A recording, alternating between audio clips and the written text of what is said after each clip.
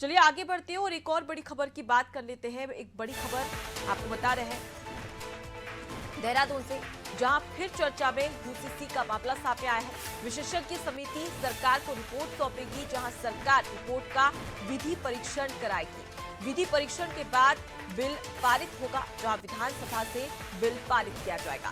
देखिए बड़ी खबर देहरादून से आपको बता रहे हैं, जहां पर यूसीसी का मामला एक बार फिर से चर्चा में आ चुका है और लंबे समय से देख रहे थे कि किस प्रकार से यूसीसी यानी कि यूनिफॉर्म सिविल कोड को लेकर चर्चाओं का जो बाजार था वो गर्म है और एक बार फिर से ये चर्चाओं का बाजार गर्म होता हुआ नजर आ रहा है। इसी खबर पर और जानकारी ले लेते हैं। सोनू हमारे साथ में लगातार जुड़े हुए। सोनू, यूसीसी का मामला एक बार फिर से चर्चा में है, जहां विशेषज्ञ समिति सरकार को रिपोर्ट भी सौंपने वाली है।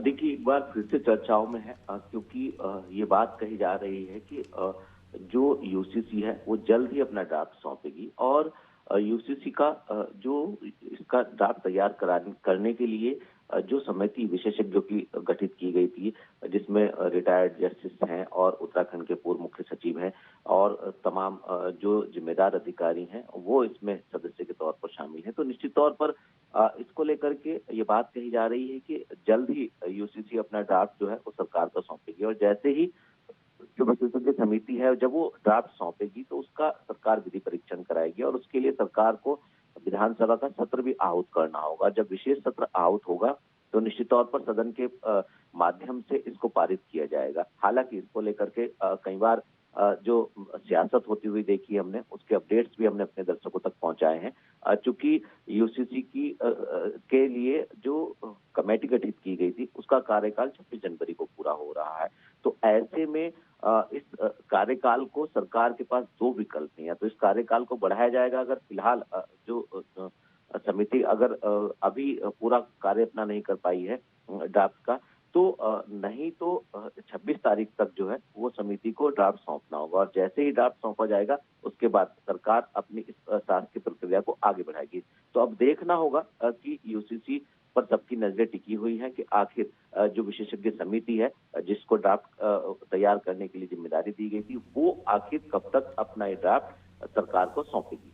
जी, तो बिल्कुल अब ऐसे में देखने वाली बात होगी सोनू कि आखिर इस रिपोर्ट में क्या कुछ, जब सरकार को रिपोर्ट पहुंचाई जाती है, सौंपी जाती है, तो किस प्रकार से यहां पर यूसीसी लागू हो सकता है। क्योंकि जिस प्रकार से जिक्र किया जा रहा है कि उत्तराखंड में भी यूसीसी लागू होगा, जिसकी कवायद यहां पर सरकार करती हुई नजर आ रही है, तो क्या ये माना जा सकता है? क्योंकि कहीं ना कहीं यूसीसी को लोकसभा चुनाव के मद्देनजर भी काफी अहम माना जा रहा है।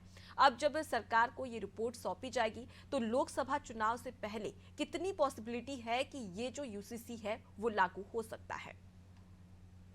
देखिए जिस तरह से अभी तक के इस पूरे के पूरे इस प्रक्रिया पर अगर हम गौर करें तो निश्चित तौर पर मुख्यमंत्री ने स्वयं इसको लेकर के कई सार्वजनिक मंचों से इसको लेकर के बयान भी दिया है और न सिर्फ उत्तराखंड में इसको लेकर के मुख्यमंत्री ने बयान दिए हैं, बल्कि जब भी मुख्यमंत्री, चाहे वो मध्य प्रदेश का मुख्यमंत्री का दौरा हो, उत्तर प्रदेश का दौरा हो या अन्य राज्यों में जब मुख्यमंत्री गए हैं तो वहां पर भी इसका जिक्र किया है। तो ऐसे में क्योंकि सरकार इसको गंभीरता से ले रही है और जब उत्तराखंड में धामी सरकार संकल्प ले रही थी, जब शपथ ग्रहण समारोह होता तो पहली कैबिनेट की जो बैठक हुई थी उस वक्त भी इसका जिक्र किया गया था और सरकार ने इसको अपना एजेंडा बताया था। निश्चित तौर पर सरकार इसके प्रति गंभीर नजर आ रही है, इसमें सियासत भले ही हो रही हो, लेकिन इसको हम चुनाव से जोड़ करके भी देख सकते हैं क्योंकि सरकार और संगठन संयुक्त रूप से जब कोई कार्य करेंगे तो इसका माइलेज भी सरकार और संगठन को ही मिलेगा और आने वाले समय में लोकसभा के चुनाव है तो इन चुनावों को जो है वो इससे जोड़ करके देखा जा सकता है। और ऐसे में जब इस पर सियासत हो रही है तो निश्चित तौर पर कहीं ना कहीं सरकार जो पहले से ही कहती आ रही है और अब उसको साकार करने की दिशा में आगे बढ़ रही है। तो अब देखना होगा कि इसका जो फाइनल ड्राफ्ट है वो समिति कब तक सौंपेगी और विधानसभा से पारित करने के बाद आने वाले समय में इसका जो माइलेज है वो सरकार को और पार्टी को कितना मिलेगा ये देखना होगा। जी बिल्कुल, तो कहीं ना कहीं एक देश एक कानून की बात तो यहाँ पर कही जा रही है और यूसीसी को लागू करने की बात भी कही जा रही है, लेकिन कहीं ना कहीं सरकार के लिए ये काफी आसान नहीं होने वाला है। कई सारी चुनौतियां रहेगी क्योंकि सोनू जिस प्रकार से जिक्र किया जा रहा है, लोकसभा चुनाव तो है लेकिन एक वर्ग यानी कि अगर हम मुस्लिम वर्ग की बात करें तो वो सीधे तौर पर इसका विरोध करता हुआ भी नजर आ रहा है। तो क्या इसका असर भी पड़ सकता है लोकसभा चुनाव पर?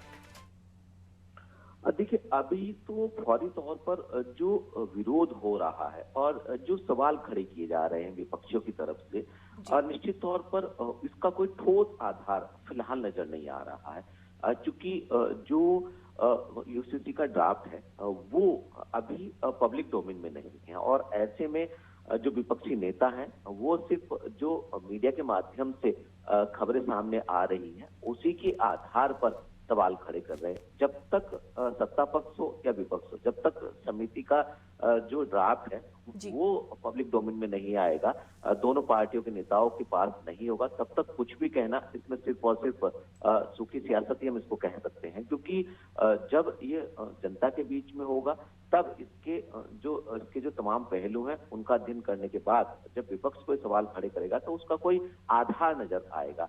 हालांकि जिस तरह से सरकार की तरफ से और विशेषज्ञ समिति ने मीडिया से रूबरू होते हुए पहले इस बात का जिक्र किया है कि इसमें समाज के हर तबके से, हर सेक्टर के विशेषज्ञ लोगों से, अलग अलग स्थानों पर अलग अलग समय में जाकर के आम जनमानस से, यहाँ तक कि मीडिया के प्रतिनिधियों से भी सुझाव मांगे गए और उन सभी सुझावों को इसमें शामिल किया गया। और राज्य से लेकर केंद्र सरकार के तमाम जो जिम्मेदार जनप्रतिनिधि हैं, मंत्री हैं, मुख्यमंत्री हैं, उनसे भी संवाद हुआ है। तो निश्चित तौर पर ये उम्मीद की जा रही है कि जब ये पब्लिक के बीच में होगा, जो भी विपक्ष की तरफ से सवाल खड़े किए जा रहे हैं या जो भी सियासी आरोप लगाए जा रहे हैं, उनका वास्तविक या जो सही जवाब है वो उसके बाद ही सत्ता पक्ष की तरफ से दिया जा सकेगा। जी बिल्कुल। तो अब ऐसे में देखने वाली बात होगी कि रिपोर्ट से क्या कुछ खास निकलकर सामने आता है और राज्य सरकार इस पर क्या कुछ फैसला लेती है। मैं लौटूंगी आपके पास, आगे भी आपसे खबर पर अपडेट लेंगे जरूर। देखिए, फिर से अब यूसीसी यानी कि यूनिफॉर्म सिविल कोड का मामला गरमाता हुआ नजर आ रहा है। प्रधानमंत्री नरेंद्र मोदी के द्वारा भी इस बात का जिक्र किया गया था कि एक देश एक कानून होना चाहिए। अब ऐसे में देखने वाली बात होगी कि क्या कुछ फैसला यहाँ पर लिया जाता है और रिपोर्ट में क्या कुछ खास होता है जिसके तहत अब राज्य सरकार काम करती हुई नजर आती है।